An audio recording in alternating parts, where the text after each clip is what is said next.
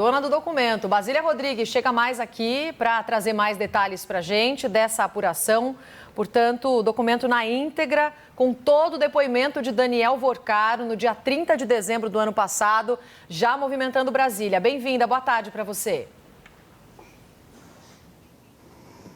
Oi, boa tarde, Roberta também, César, todo mundo está com a gente aqui no SBT News para que o nosso espectador possa estar mais perto, das informações e como a gente desvendou esta parte da investigação. No início da semana, o Supremo Tribunal Federal liberou o acesso de parte da investigação para alguns dos nomes que são investigados pela suposta fraude envolvendo o Master e o BRB, Banco Regional de Brasília. Desde o início da semana, a gente está atrás dessas fontes, em todos os caminhos de investigação para poder obter isto, que segue sigiloso para o público e para nós jornalistas, mas já foi aberto para partes do processo. Então, você que está ao vivo agora com a gente aqui no SBT News, a gente está trazendo para vocês em primeira mão a íntegra do depoimento de Daniel Vorcaro, dono do Banco Master, depoimento este que a transcrição feita por aliados de Vorcaro contém 68 páginas. Além de fazer uma menção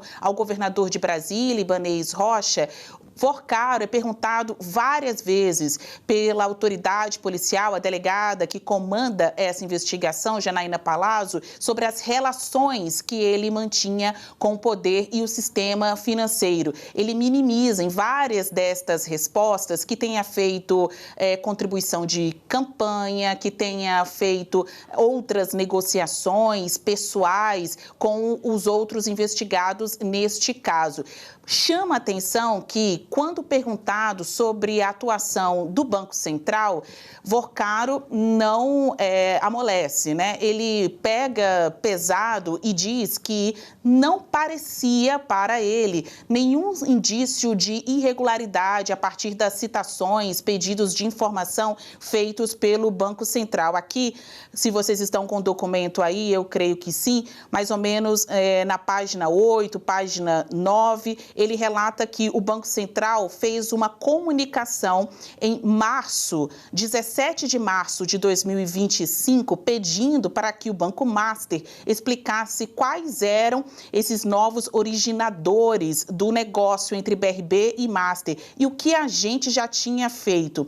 Então, na verdade, ele diz, não existia uma determinação ou não existia um entendimento de que havia um problema real com as carteiras de investimento. Então, aqui é a visão do dono do Banco Master apontando fragilidades na fiscalização, supervisão do Banco Central, dizendo que nas primeiras comunicações feitas pelo BC, está na página 8, não ficou muito claro que haveria indício de irregularidade. Parecia mais a necessidade de completar algumas informações. Vorcaro até faz a seguinte pontuação: entendo que a maneira como foi colocada aqui parece que existiu uma grande fraude, um grande problema, só que não é o fato. Enquanto a polícia, que está em cima dessa investigação há meses, vai apontando algumas lacunas, suspeitas, indícios aí de gestão fraudulenta, organização criminosa e outros crimes pelos quais Vorcaro e seu grupo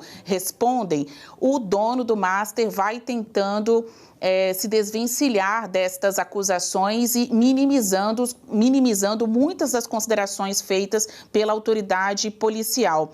Ele diz, eu acredito que foi ali em maio que a gente entendeu que o BRB, que realmente estavam faltando documentos. O Vorcaro minimiza a situação, a falta de documentos, não a irregularidade posta. E a gente não conseguia essa documentação completa por parte da Tirreno. Tirreno é uma empresa que foi usada de fachada, aponta a investigação, pelo Master para aquisição de 12 bilhões de reais. Seria uma empresa intermediadora desse negócio entre o BRB e o Master. E isso é perguntado diversas vezes aqui pela delegada. Por que estas outras empresas tidas de fachada, em outros momentos da investigação eu já li, elas são chamadas até de laranjas. Por que essas empresas participaram da negociação? Um detalhe detalhe, a Tirreno é de propriedade de um ex-executivo do Banco Master. Então, havia proximidade, como o César chamou, nesta ciranda de negociação. Aí sim a gente assina um contrato naquele momento para poder fazer o desfazimento e a partir daí a gente não tem mais nenhuma negociação com a Tirreno. Nesse período a gente estava cobrando um ambiente normal de cobrança. A delegada pergunta, mas depois da descoberta dessa questão com a Tirreno, o senhor consegue fazer novos negócios com o BRB de cessão de ativos? E ele responde, depois da descoberta com a Tirreno, sim, a gente continua no rumo normal dos nossos negócios, cessão de outros tipos de ativos e encerramos essa questão com a Tirreno ali.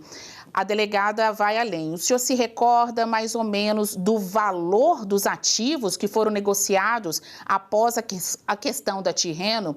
Vocaro diz, não me recordo. Há informações extraoficiais por parte da investigação que estes ativos poderiam superar a casa dos 12 bilhões de reais. Deixo aqui como nota de rodapé, porque a gente está ouvindo ou lendo o que o Vocaro afirmou neste depoimento, que durou longas horas dentro do Supremo Tribunal Federal, mas tem também algumas considerações de bastidor que são feitas pela investigação, tanto por integrantes da Polícia Federal, quanto por integrantes do Supremo Tribunal Federal.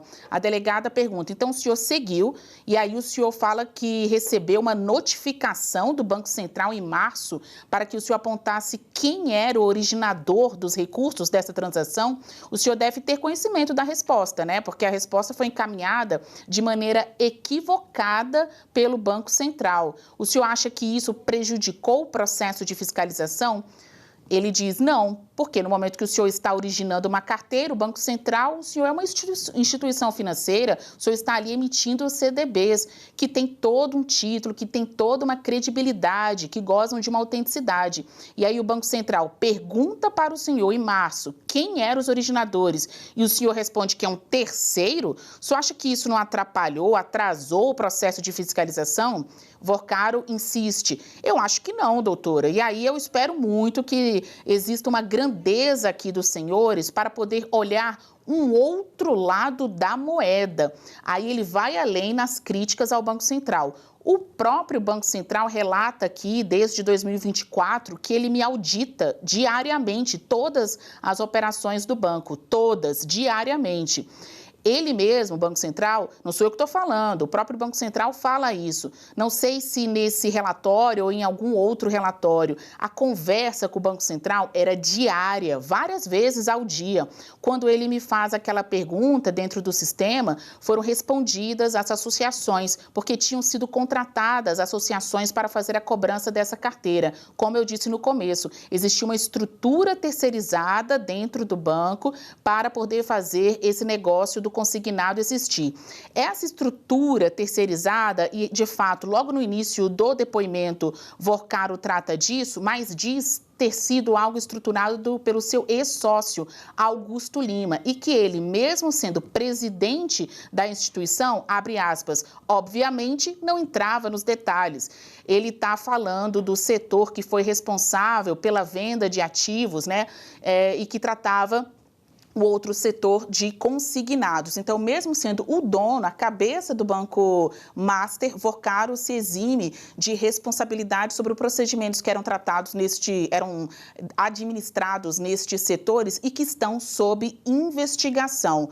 Vou devolver para vocês, enquanto a gente lê aqui outros capítulos deste documento, lembrando que são 68 páginas de uma transcrição feita por pessoas que têm autorização de ver o processo, já que ele segue em sigilo no Supremo Tribunal Federal, decretado pelo ministro Dias Toffoli. E aqui mais uma informação para a gente entender o contexto. Não é segredo de justiça em que partes estão ocultas e outras à vista. É sigilo total. Isso dificultou o acesso até por parte dos investigados. Mas no início desta semana, investigados, a exemplo de Vocaro, puderam ter acesso a estes documentos. E desde segunda, a gente está atrás.